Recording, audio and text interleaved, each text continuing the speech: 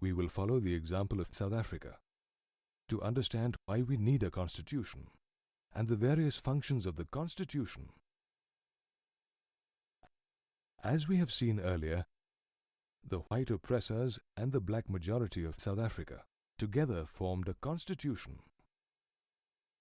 This was not an easy task, as the black majority wanted to safeguard their interests and wanted substantial social and economic rights, whereas the white minority wanted to protect its privileges and property.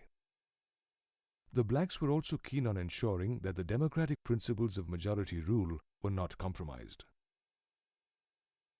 The blacks and the whites reached a compromise where they took care of the demands and requirements of both parties. The only way to ensure implementation of this agreement was to make some rules which everyone would abide by. This set of basic rules is what we call a constitution. A constitution is the supreme law accepted by all the people of a country. Every country, regardless of being a democracy or a non-democracy, has a constitution.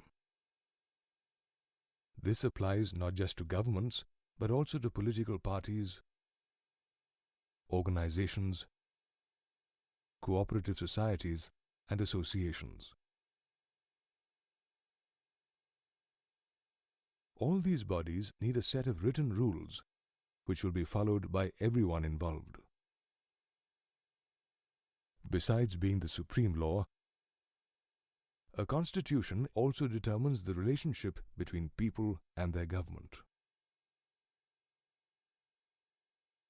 A constitution has four primary functions. First, it generates the trust that is necessary for different kinds of people to live together. It also specifies how the government will be constituted, or who will have the power and what decisions they would be responsible for. The Constitution lays down limitations on the powers of the government and makes the citizens aware of their rights as well. And lastly, it expresses the aspirations of people for building a good society.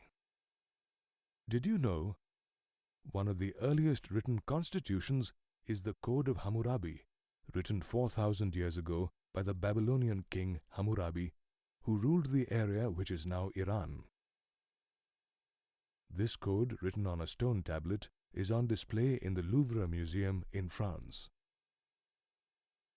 Throughout history, people of all free countries have given their subsequent generations a constitution to abide by, be it the Americans after winning the war against Great Britain or the French at the end of their revolution.